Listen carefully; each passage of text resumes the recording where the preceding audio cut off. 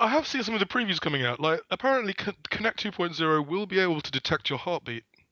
I wish it wouldn't. Why can it do that? On the other hand, if they use it for awesome... Read the blood flow. You can read the blood flow through capillaries in your face. If they use it for awesome biometry... Oh my God. But they're not going to do that. They're going to use it for adverts. They're going to see what adverts turn us on and make us excited. And they're going to... No, you turn the console and we go, Xbox, low TV. And it'll be like, we shall, but we just wanted to let you know that you're currently dying. And I'll be like, oh. Dying. Call 999 for you if your pulse seems to stop halfway. Would have called 999, but you don't have Xbox Live Gold. So, yes, you can't use Skype. Wait, no. But you're dying to see this message from our third-party partners. Oh, yeah, Mountain Dew, motherfuckers! Cures what ails you. Yeah. So that was the Xbox One. No, it isn't. We don't have any idea what it is, apart from what we successfully called the bingo cards of a Sky Plus box with Microsoft written on the side in crayon. Yeah, we had bingo within like 5 minutes. Yeah, everyone had bingo. It was just like, oh, there's a famous footballer. Oh, there's sports. Oh, familiar controller. Oh, Skybox. Better with Connect. Within a second. Better with Connect, and then it's just a Skybox at the moment with a DVR in it. So it's a Sky Plus box with Blu-ray. So it's the mega. Yeah, okay, it's got a Blu-ray drive. It's a Skybox stuck to a Blu-ray player. Well, yeah, literally though, because they've been shoved on like sideways. You can the left-hand side of it's a Blu-ray player. Again. Yeah, the left. You can see the join. Like the left-hand side is a Blu-ray player. The right-hand side is a Skybox. It's so bad, and not in a Power Glove way, not in a kitsch way. The more I look at it, the more I want to not own one. Like Sony are going to have to screw up their console pretty badly to not make a better looking machine. I made a little comment afterwards. I was chatting to someone afterwards. Like, I've never wanted a Wii U more than, or rather, I've never been sort of more in love with the idea of a Wii U than I was at the end of that Xbox conference, because like I just wanted a hug from Cuddly Iwata. I just wanted to say, Mario's coming, Matt.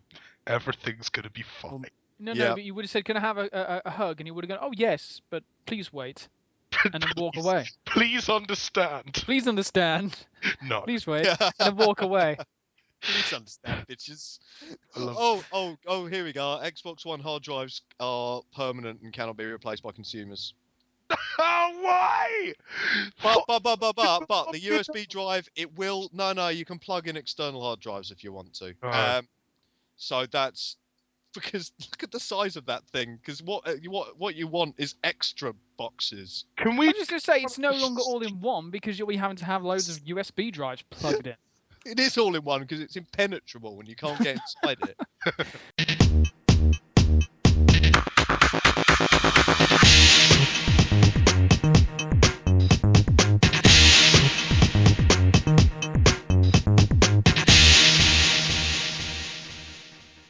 Hello and welcome to a very special Game Buzz, very key event last night. You probably noticed, maybe, perhaps. Microsoft have announced their new Xbox, the Xbox One, their next-gen console. It was revealed, unveiled. We saw the console itself, which was nice. In Redmond last night. Well, we didn't see it in Redmond, but there was a presentation in Redmond last night, streamed throughout the world of the Xbox One. The Xbox One will be upon us sometime I thought the year. Xbox One came out like the best part of a decade ago. Like I swear I played Halo on it. It's a bit confusing for SEO people, I suppose. I mean, I'm not entirely sure what we're supposed to call the original Xbox now. Well, we call it the original Xbox. Well, job done. There you go. There we go. So the next one, if there's another console after this, it will be called the original Xbox. just to be really super helpful. And then after that, if there is a console generation by then, the Xbox 350. Oh yeah, 350 degrees of. Oh, such a stupid name. So stupid. Thing is, we went into this press conference. We approached this presentation with a lot of questions. There were a lot of questions. We've been saying this for weeks, for months, since last year. When are Microsoft going to come out and answer these questions about being always online? Will it support pre-owned games? What's under the hood? Is Connect included? Mandatory install? All this sort of stuff. We had questions. Some of them were answered. Some of them were answered in hilariously ridiculous fashion that just created even more questions. But one thing I want to ask both of you, because is if you could describe your reaction or your appraisal of the Xbox One reveal in a single word, what would that word be? I can think of a word. And because this is a family show, I'm not going to use it. It's only got one syllable. But look, I buy the fact that this reveal was for an all-in-one entertainment system, and it had to appeal to everyone, and it had to appeal to the sports-loving Xbox fan audience that apparently TV watching, film watching, no game playing audience that apparently Microsoft have identified. I buy that. We're going to learn more about the games at E3. I know that, but that is one of the worst presentations for anything, or at least that, in my opinion, that I think I've ever seen for anything. It was sport, telly, sport. Here's a game, can't look at that. Sport. Here's a game from here's a game called Quantum Break from Remedy, but also TV. It's mainly TV. It's TV, and then there was more sports, and then EA Sports, and then fantasy football, which is not a next-gen game that I need. I don't need a next-gen console to play fantasy football. I didn't need you to bang on about that sodding bullshit. I'm letting him go. No. Let it out. He needs to let it out. Thank you. Sorry. No, this is catharsis for me. We were tuning in. Look, I know why they did a reveal like this, okay? They had to approach the mass market. They have to sell this as an all-in-one Skybox meets Spotify player meets whatever, everything in your...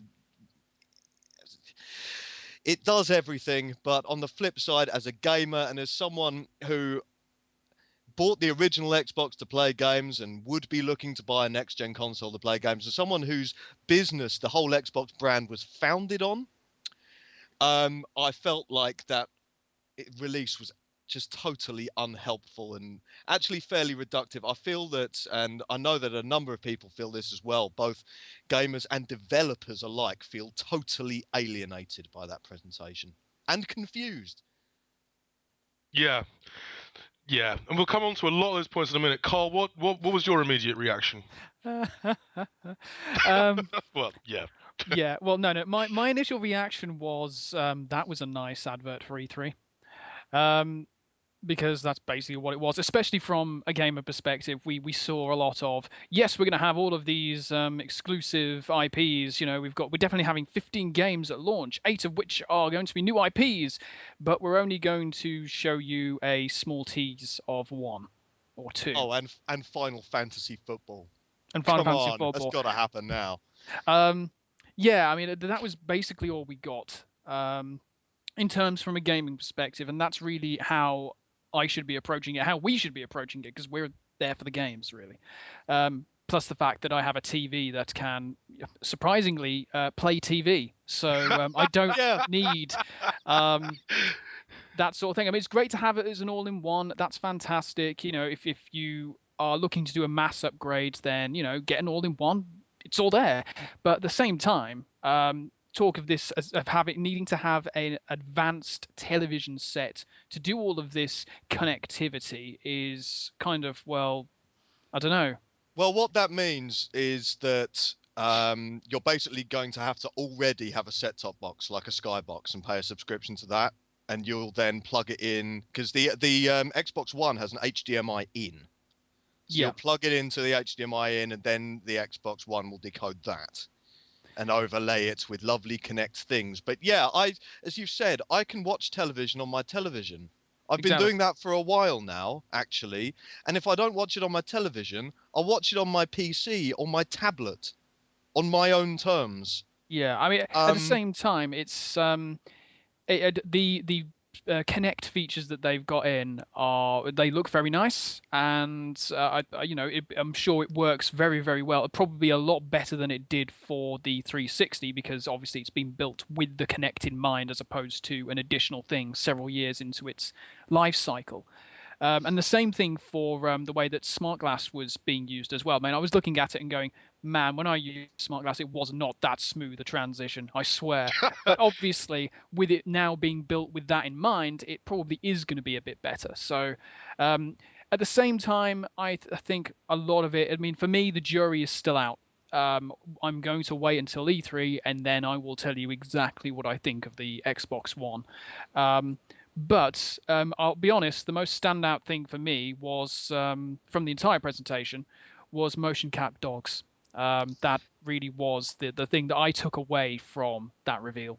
Yes, the dog now does have a Twitter account, by He the way. really So does. do It's go amazing. follow him. Call of Duty. So good. Yes, the Call of Duty Ghost looks very shiny, and we got to see a bit of live code. And yeah, the foliage looks great, and the facial expressions look great. And it's bizarre they've put so much work into the facial expressions, because it's a game about masked warriors. Yeah, I saw Masked. they'd gone to the trouble of saying, hey, look at the detail of these arms. Like, arms are important in Call of Duty. Hairy arms. And now look at the hairy arms. And I thought, yes, but the guy is going to be wearing full body armor, so we're not going to see that. Also, we've had hairy arms in games for a little bit of a while. Like Final Fantasy games are a masterclass in body hair design. Yeah. So like, this is the thing. I think just to go back a second, I think one of the things that struck me about this console was and this console reveal was it was very, very apparent that comparisons were being drawn with 7-year-old tech rather than tech that's come out in the last sort of 3 or 4 years. For example, the multitasking stuff. We've been doing that on phones and tablets and PCs for years now. Forever, basically. The streaming, the video capture, the idea of the native DVR. Exactly. The Kinect stuff, impressive as it was, well, it couldn't exactly have been any worse. Sort of this generation has been clunky as all hell. And I don't know about you, but I did not. I wasn't there for that. No, what we were there for was a very, very, very short explanation of the specs that lasted about, I don't know, what was it, about 9 seconds all told? Probably they less kept than they kept the slide on screen because they said, look, this incredibly ugly box has some components inside it, and these are what they are. Look, sports and TV and sports. Will cool water. We were like, whoa. It is a water cooler. They said it's a water cooler. So, yeah, I cannot imagine that we will actually use it. It's not liquid cooled, for one. And I don't think we can actually store and chill water in it. I don't think you should try, frankly. But it does look like it could be watertight, maybe, apart from that grill at the front. But look, we did manage to get a screen grab of the specs before Microsoft, seemingly embarrassed by them, took them away. So, okay, we got an 8-core CPU and 8 gigabytes of RAM. We don't know whether that's DDR3 or DDR5. It's going to have half a terabyte of hard drive space, which is good, but apparently we're going to have to install every game to the hard drive.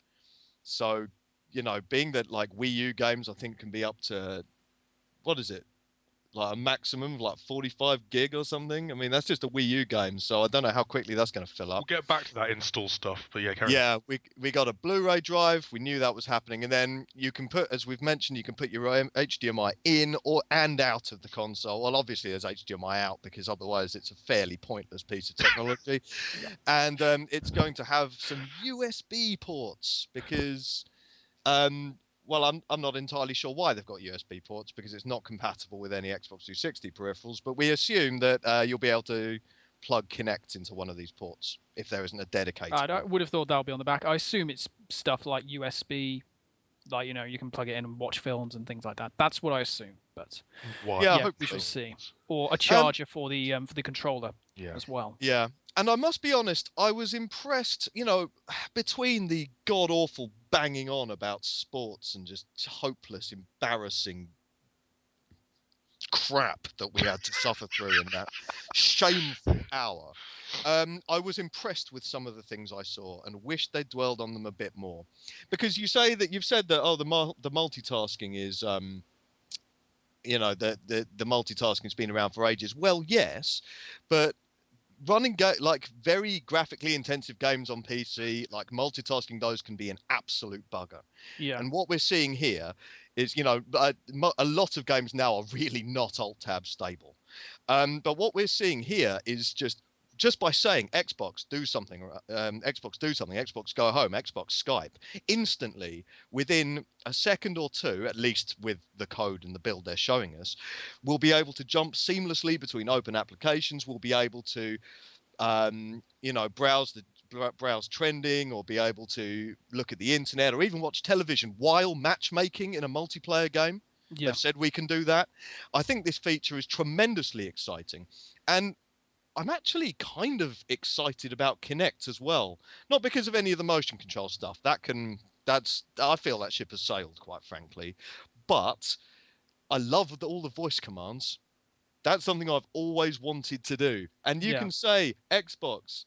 Well, you can say Xbox Fantasy, first of all, which is an odd and hopefully. Which apparently equates to men running around in shorts. That it does, yes, and why wouldn't it? Frankly, who doesn't have that as their fantasy? Seriously, but you can also say Xbox Go Home, which is something I was saying constantly throughout that ridiculous presentation event. And yeah, apparently it's going to run near silently as well, which is good because the current Xbox can sound a little bit like a jackhammer when it's getting busy. So I'm actually quite impressed. I'm impressed with all of that stuff. That was great. I would have liked more of that. It's that. I mean, once the novelty wears off, you're going to go back to your controller flicking through menus, probably. Maybe, but remember, it's not for us. It's for people who buy it you're thinking about this as a games console. Let me tell you, from what we saw, the Xbox One is not a games console. I mean, look, it's for people who want to sit down on their sofa. They get back after a long day and they'll say Xbox on, and it'll say, well, it won't say anything because it hopefully doesn't have actual artificial intelligence in there. That'd be terrifying. But it will. The Xbox, the Kinect sensor is always on. The Kinect sensor is always on, and it's always listening. And it will switch the Xbox on, and you'll say, "Oh, Xbox, load up, Xbox Fantasy," and you'll be able to look at your fantasy for a while. And then you'll say, Xbox, what's on TV tonight? And it'll bring up the menu, and you'll say, Xbox, what sci-fi channel? Xbox, do this. Oh, I feel like Skyping someone. Xbox, Skype this. All without picking up the controller, or without plugging it in, charging it. That's really good for them, actually. It's an all-in-one system that you can control without picking a controller up, that you can control without any barriers to entry for people who don't ever want to play games. And that might be okay for them. It will be useful if you lose the remote. It will be exactly. The days of losing your remote control will be over, apart from like turning on the television. At which point you can use your Wii U gamepad and you've got the whole thing locked down. Yeah, no, I can see how that might be. Yeah, you see, right? It's fine. It's fine. I didn't want them to bang on about it for half an hour of an hour-long presentation. No. And do, like, not one, but 2 presentations just on sports telly. Like, we needed more info. Like, they only had an hour. And instead of packing it, like, because Sony's one admittedly perhaps rattled on a bit too long. But it was incredibly informative and incredibly dense. This reveal. Oh, by the way, see how we're couching this reveal in terms of what Sony already showed us. That's what happens when you go first. That you see what we're doing. We're comparing it. Microsoft's one just sort of said, look, we're revealing a console. This is what it looks like. This is very briefly what it can do if you're watching television. And now look at this sports. Look at Steven Spielberg. Look sports. Look, this is our target audience. We're showing you right now, right here, who we're aiming this console at. Look at these fresh-faced, young, athletic people in their frat houses. Look at these people. If you are one of these people, then you might get some use out of one of these. But that's the thing. I think I'm really not. Where in that montage was the near 30-year-old living with his mum playing games all day? Where was that person? Where was I? Well, I think both presses were very much, instead of sort of enormous reveal events, they were more, this is our statement of intent events. And Sony's, although it did waffle on a little long, was rather clear. This is for gamers and this is for developers. This is for building a community around what the PlayStation has always pretty much been about, which is the games. And Microsoft's was almost the complete opposite of that. This is all about the broad umbrella of entertainment. This is about the living room and all that happens there. And if anything, was incredibly much more ambitious, I suppose. And my worry is that Microsoft are just going to spread themselves a little too thin, and that these grand ideas are going to just end up sort of kicking them in the ass, because over the last few years, their grand ideas have not been great. Are you somehow suggesting that Zune and Bing aren't the best things ever? I'm maybe making that case. But to dive into a couple of the things that emerged in the immediate aftermath, because that's the thing. Like we got all this stuff on entertainment television, and in the middle of the event, I was looking at things going, is any of this coming outside of the US? What does this mean for Always Online? What does this mean for tethered accounts and multiplayer and used games and stuff? And we got some of that stuff started dribbling out during.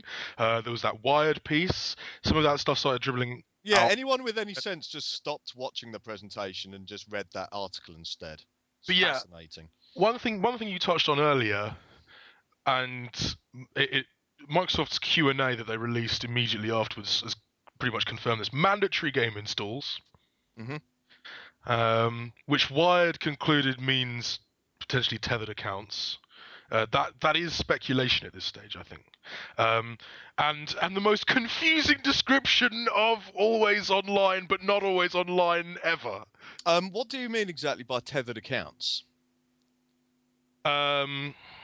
Because I'm pretty sure Microsoft have confirmed that, say, if you can log into another Xbox with your account, you can play the games, or at least download the games tethered. You know that you will have to tether games to your account, I think. Yeah.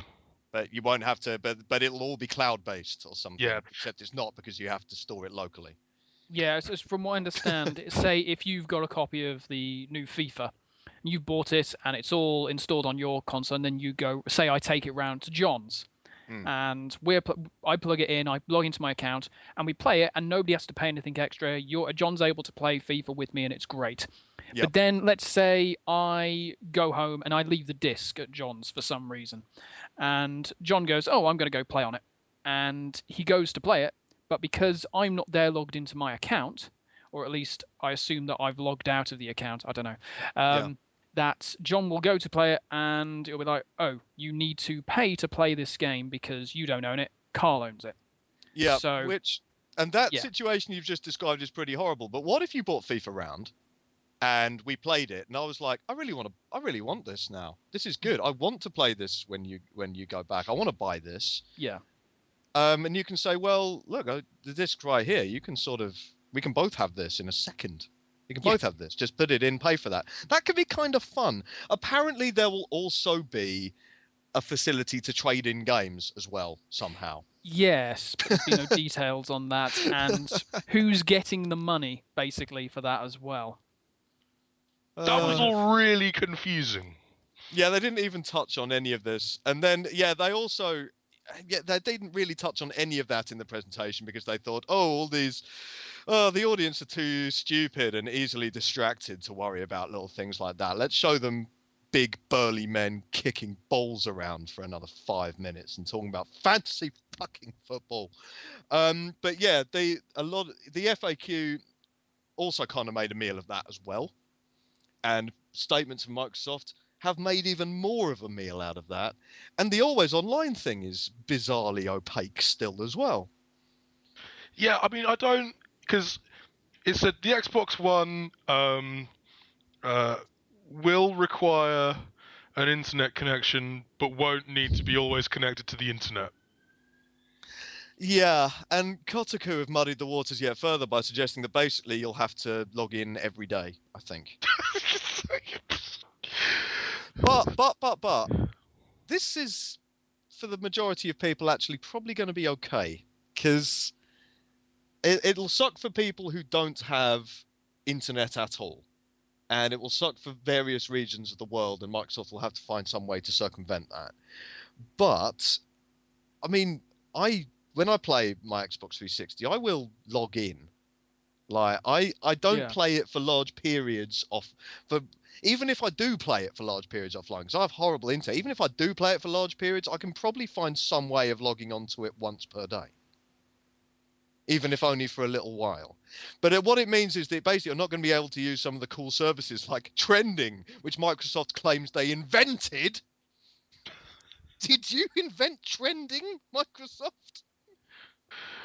Outstanding bit of gamesmanship there, Microsoft. But sorry, I was getting slightly off track there. Yes, you are going to be able to play games offline, but you may have to sync games with your accounts, to tether them to your account. You may well, in fact, I would think you almost certainly will have to be online, maybe. Yeah, because it sounded, I don't know about you guys, but it sounded to me as if you're going to need to be online to launch the games. Because it'll have to verify that it's you and that you've bought it, which is essentially DRM. But if it cuts out, you'll still be able to play. To me, that's what it sounded like. The whole thing about mandatory installs and about games and user accounts and about this strange, seemingly paradoxical, contradictory, always online statement. Well, then again, though, I mean, surely what this means is that if you are playing the game without the disc or using it off an account on someone else's console, it will naturally need to connect to the internet. But if you have the disc and it matches the file, if you have the disc and it matches the whatever little locked bit of code on the disc is tethered to your account, then you can play it offline. But the accounts will be online. Everything will be based in the cloud. So your accounts won't be on the disk or necessarily on the hard drive. It'll verify it, not locally, but over the cloud. I'm not sure what the big fuss is. I don't know what but by that I mean we've had this with Steam for years. We have an offline mode. If I try and log in, as long as it's like me trying to log in, it'll say, "Oh yeah, you're on offline mode now," and I'll be able to play all the games offline. And likewise, I think there'll be a similar thing. I mean, it's almost like with Windows 8 at the moment. Yeah, when you get in, you log in, but if you're not connected to the internet, it takes the last password that you put in and allows you to log in and use the computer as normal. It's just that you don't get the live stream features of like the news feed and everything else. And also, yeah, I agree with you. And Microsoft has the added fallback, sort of almost fail-safe of the physical disc still as well. Yeah, exactly. So it's the fact that they haven't come out and said that. And the big deal, the entire big deal, the reason why this argument keeps on raging is because consoles have always been a piece of equipment you can plug in and play. Just like that. The whole point is that they're not PCs. The whole point is that they're not Steam. Steam is DRM. It's lovely cuddly Valve DRM, but it's still DRM. The big problem has always been that consoles traditionally have been you plug in, you play, no worries. This will change. This generation will change all of that. That's what people are worried about. That's what gamers are worried about. And Well, not all gamers, I'll put, because I've been having to deal with this for years and I'm fine with it. But I understand your point, though. I you're a understand it PC does. gamer first and foremost. Yeah, that's what I mean. I understand your point of view, but for me, it's not necessarily that much of a big deal. But for a lot of people, it will be. I think the crux of this will be how convenient it is, because if you put a game in and it lets you start playing immediately, but also starts caching, like downloading and installing stuff to your hard drive, and tethers it to your account, all with a bare minimum of fuss, then that'll be okay. But for me, convenience is the thing. Convenience is the only thing, in fact, that now separates consoles from PC. It is the reason why I still have consoles beyond a bit of exclusive action. Yeah. I like that I don't have to sit there and download stuff or put in keys and then sit and dick about with all the graphics settings and then dick about with the drivers. And I like that consoles are plug in, put the disc in the drive, play the damn thing. So if the Xbox One can maintain that, if it is convenient to do all of these things, if it all runs behind the scenes, which I suspect it will be, then I'm not sure that I'll have a huge problem with it. However, if we're having to plug in codes with every single game, if we have to wait for hours to install an enormous amount of data to the hard drive before we can play any game, that's when I'd start having problems with it. I think the fact that we're actually having to have this discussion is proof that yet again the communication has not been there. Agreed. Mm-hmm. And I mean, it's an early stage, and obviously they've said that, and obviously like a lot of stuff will come out around E3, but very few companies. Although having said this, Yoshida came out after the Sony one and made some very, very, very clear statements about things that the community has some burning questions about. Microsoft need to do the same. They need to make some clear statements. They need to be able to tell us, can we plug in and play? They need to be able to tell us. They need to explain what Xbox Live is going to be, actually, because that'll basically encompass all of this. And they also, of course, said they've managed to make even more rumors, I feel, because they've also said, yep, Xbox Live Gold is happening. That's all we're telling you. Yeah, and it'll transfer over. Yeah. Oh, that work! What are we getting more of? What's going to happen Or what are we getting less US? of if we don't have What are we getting less of? Exactly. So, yeah, questions. It's going to be super more valuable. questions. That said, actually going back and like picking apart the meager little bits of potential gaming awesomeness that this could present, there were hints towards MMOs on Xbox One and more exploration with one of the biggest franchises in the world of Defiance-esque TV gaming relations, which, as we've said, Defiance, really cool concept, slightly crap in execution. But we said in the podcast about Defiance that we'd love to see companies really run with this idea, and it looks like Microsoft are doing that. And Remedy. Yeah. There was obviously talk about the fact that they're going to have these huge cloud servers which will allow for seamless online persistent worlds. It'd be interesting to see whether that means that Microsoft will be hosting the MMO servers themselves, and whether that's going to have any sort of correlation with the way that they've been dealing with patches during the 360's lifespan. But it's an interesting point that they made nonetheless, and yeah, considering we still don't know what Quantum Break is going to be all about and how that's meant to be like a transmedia experience, then yeah, still lots of questions. And Halo, of course. Halo, the live action TV series is coming. We don't know if it'll tie into, well, it'll probably end up tying in somehow to whatever game 343 have on the horizon. Probably Halo 5, mate. Probably Halo 5. But I'd love to see something like Spartan Ops tie into. Well, we had that. We had that really kind of with Spartan Ops, didn't we? Yeah. Sort of those mini episodes of CG drama, and then you play a level, and then you watch another one, and then you play a level, and that worked really, really well. Could have had some better level design in there. I don't know. I think we've already discussed this, but it's kind of like how you had the crap team that you saw during the episodes, and then you did all the work. I kind of hope that they kind of find a way to make it so that it feels like you're actually contributing to the story a bit more this time round, and having a bit more impact in what's been seen in the televisual side of things, as opposed to, it felt a bit too separate for me. Which is a bit silly, really, because we're all helmeted Spartans. Yeah. Like, it would be really easy to have a squad of helmeted Spartans. Yeah, more to the point though, Microsoft didn't announce anything Halo related beyond the TV show that may tie into something or might not, because they didn't really give a dick about games this time. They didn't tell us anything useful. Their console specs and the sort of console features demonstration was undernourished and terrible. And I am gobsmacked. I feel that this was that this presentation was greenlit, frankly, in the state that it was. Thing is, in a way, you're right when you say we're looking at this all from the wrong perspective. The wrong perspective being the perspective of a website that deals with video games. Yes, the wrong perspective of the gamers who the Xbox brand was founded on, and who the Xbox One. Because don't be under any illusions here. Like, people aren't. And I hate to make a distinction between gamers and people, but let's just run with it.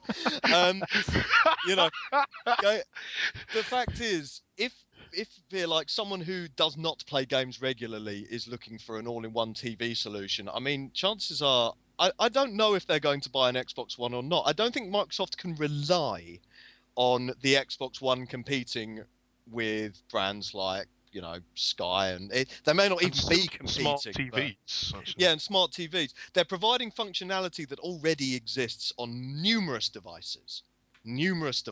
Probably cheaper devices. Yeah, for sure. And it's the gamers who will buoy up this console, buying the games, keeping the audience ticking over, keeping the developers in business. That is still has to be the core audience here. And I feel that was, you can try and mass market something all you like, but there are already devices out for that, and there is even more competition in that space than there is just in terms of dedicated gaming. So I personally was incredibly disappointed with that. With that. I'm still angry about it. Xbox, go home. And come back when you're ready to talk some sense and sell it to your core audience. But that's the thing. I think a lot of people, we had ex-Microsoft execs, we had sort of people who've been in this industry for decades. A lot of chat leading up to this in the last few months has been, look, we're really excited about these frontier spaces in mobile and social and casual games, but the core has never gone away. It will always be there. There will always be a core audience of people who want to buy and play awesome games. Always. They will always, we will always be here, and you ignore them at your peril. And I think, actually, Sid Meier said that. I'm pretty sure Sid Meier said that the other day when he was talking about developing mobile games, ironically. But the point being that, John, you're absolutely right. Sony and Microsoft cannot afford to ignore the core.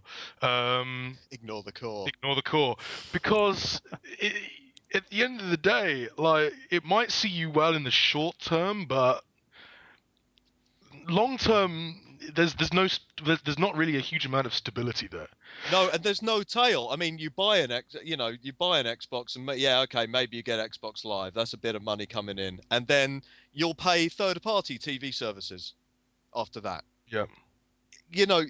You're sort of someone who buys the Xbox as just an entertainment device is not going to be regularly dropping 40, 50 quid a pop on AAA games.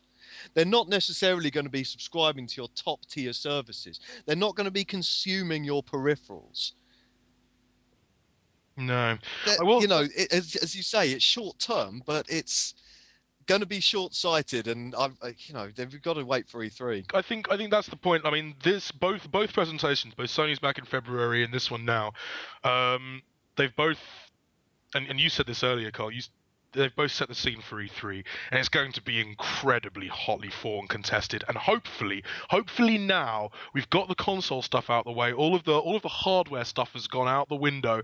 All of the fucking buzzwords, the crap corporate spiel can hopefully be shit canned for E3, and we can see creatives up on the stage talking directly to their audiences about the games that we all want to play and the games they want to make. At E3. At E3, I'm hoping. At E3? Yeah, I'm hoping that these two presentations, and indeed the swathe of fairly mediocre Nintendo Directs that we've seen, will mean that we don't have to have the corporate shit, and that we can just have the games. I just want the games, man. Well, they've promised the games, but E3 is a circus. It's full of flam. It's smoke and mirrors and coloured lights and booth babes and balloons and swag, and it's so not conducive to having these bullshitless presentations that you may have just totally invented. But I will say this. I mean, going into E3, I mean, Nintendo have a lot of work to do. Sony, I think a lot of people are excited for that because we have a much better idea of what to expect. And Microsoft now have to, it's bizarre. They've got to explain the same number of rumors that were already persisted before this reveal. And they've got to prove that they're actually going to have any games, that it's going to be useful as a games console. I can't believe we've had a reveal for a console before E3. We don't even know if it'll fucking play any games. No, but what we know is this: it will have a stupid name, a terrible name. It will be able to let us watch televisions on our televisions. It will let us watch sport, except it won't, because this functionality will not be available in the UK at launch. It will have fairly impressive specs. It will have very cool Kinect voice commands and multitasking, and it looks like the SNES looks like big, a burnt fat NES. brother. Yeah, the NES's evil brother. It looks It looks like the bastard love child of a NES and a VCR. But you know what? It looks like they've fixed the controller D-pad. So that was the best reveal ever. Swings and roundabouts, really. Because IGN were doing their coverage with Peter Molyneux, and after the Xbox reveal, they were desperately trying to find positives. Molyneux just piped up and went, "So yeah, that D-pad looks pretty good." Yeah, and it's got force feedback triggers. I wish they'd spent, some time explaining that rather than doing another "we like sports, look, sports games, yay" bit. If they'd just said, look, this controller. I like sports games. Yeah, but oh no, sorry, did I say sports games? Sorry, no, some more sport. I mean, EA Sports brought a few along and didn't really let us see much of them. But sorry, I meant sports television. Oh, right. My apologies. There, I'm sorry for using the word game. In fact, I don't think that word was used once during that presentation, and I'm sorry for bringing it up. So, yeah, I mean that controller looks pretty cool, and apparently it's even more comfortable. So, yeah, go on then. That'll be nice. That'll be nice. Go on then. Yeah. I hope it's compatible with the PC, because then I might get one. I think at the end of the day, as far as the console goes, I mean, I wonder whether we would necessarily be as disappointed now if this presentation had happened before the PS4's one. But I still think there was a lot that still needs to be explained. But at the same time, the jury's still out on my end, and we will see what happens at E3. Indeed. Oh no, go on. I just want to leave everyone with one little image, and the image is of a stocks chart that saw Sony's shares jump up a bit by 9% in the immediate aftermath of the Xbox event. Now that might not. I mean that doesn't really mean anything, but as a visual thing, it's basically just upswing for Sony. So. Yeah, I think that's got a lot to do with Sony potentially selling off some of its entertainment business to Third Point. Like, that's been causing their stock to rise consistently recently. And it came to a head yesterday. But yeah, I mean, in terms of harbingers of doom. Trolling. Yeah. I thought that was quite a nice little sort of visual epilogue to proceedings. Yes. But yes, E3. E3 will be, hopefully, fingers crossed, touch some wood. I've got everything just crossed for some games. Because what we always say it. We said it with the Wii U. We said it with the PS4. We're saying it with the Xbox One. Next gen. It's for us at least, and I imagine for a lot of the people who read this site, it's going to be all about the games. And you know what? None of that today. Yeah, and the games make or break the console, because if the Xbox, if the Xbox One, at the moment, all it only fulfills functions that other devices do anyway, and they don't play games, and they're cheaper, and that's fine. I have devices that can't play games but will let me watch television. So, roll on E3 and just please, Microsoft, just for once in your life, just give us a competent presentation. Some straight answers would be nice. But yes, we've got discussions up on the site. They are everywhere. Just type in Xbox One, you'll find them. Do let us know what you make of all this, what you made of the presentation yesterday, what you're looking forward to as part of the Xbox One, because there are things we've mentioned today, positives and things to be excited for. What you need to see from Microsoft and indeed Sony and Nintendo at E3. Let us know in the comments. Let us know in the discussions tab, and we'll catch you next time. Thank you very much for listening, guys. Bye bye.